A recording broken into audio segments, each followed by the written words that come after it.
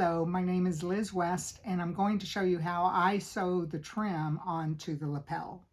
The first thing that I want to tell you is to make sure on the uniform to tie down the straps so they don't get sewn into the trim. And the stitch length that I'm going to use is 3. This way it'll allow you to remove it as you progress to your next colored belt, but it will be strong enough to hold. Okay, I'm going to use the lapel as my guide when I sew this. It makes it a lot easier because you're going to be sewing along the edge of this. I put the trim on top. I give it a good inch because this will be folded and you'll need to cut some of it. So just leave it there. We'll work on that afterwards. And just pin this along the side. Stop.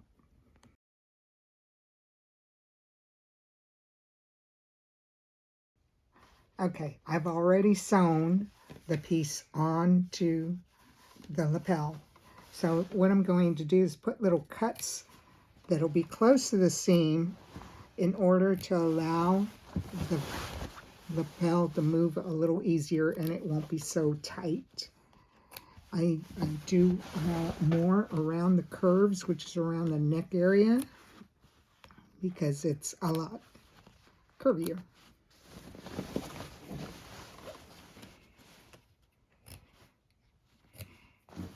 And after I've done that, do it all the way down to the sides.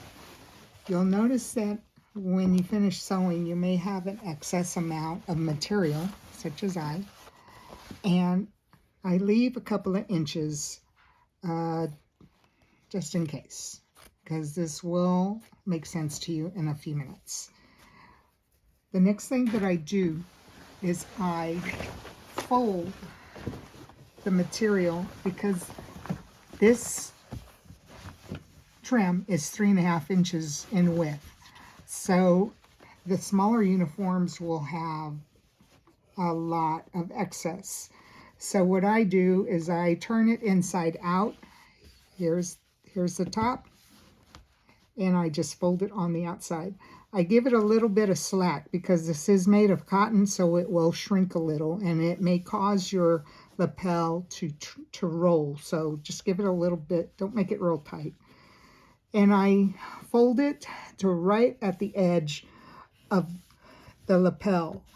And I'm doing this only to make sure that if I have too much material, more than a 1/2 inch, I'm going to trim it so it doesn't look so gathered or clustered in there when you do sew it.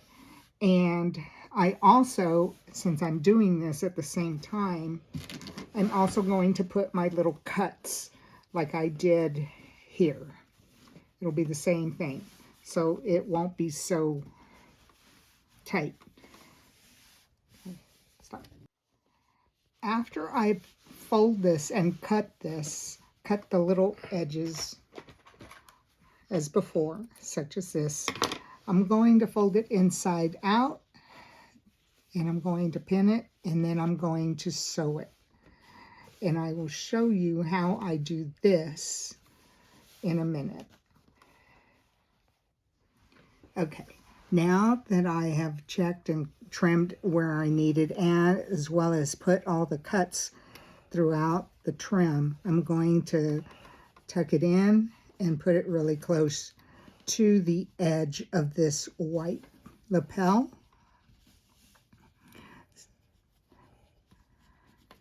And I will pin it. Now, the area at the end, I'm going to trim some of this because now I'm going to fold it in and tuck it like I did the other piece.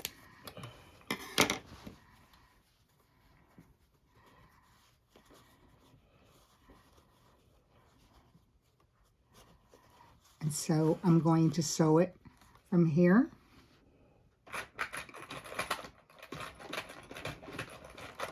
over to the other piece.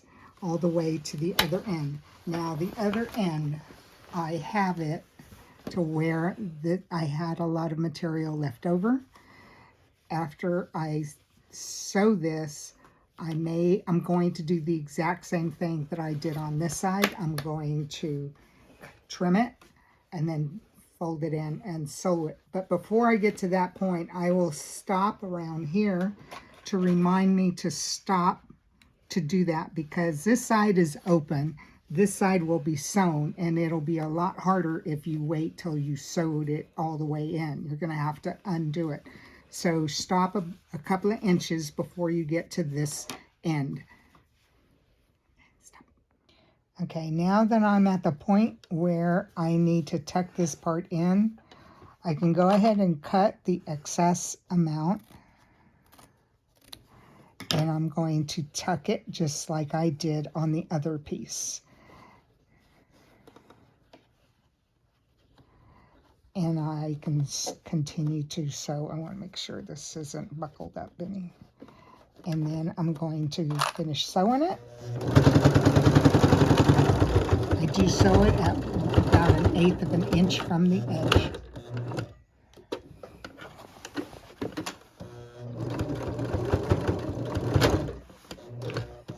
My machine's acting up. It's stage fright.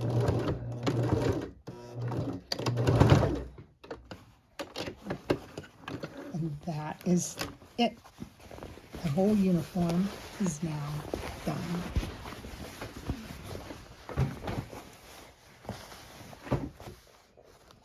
And you can undo the ties.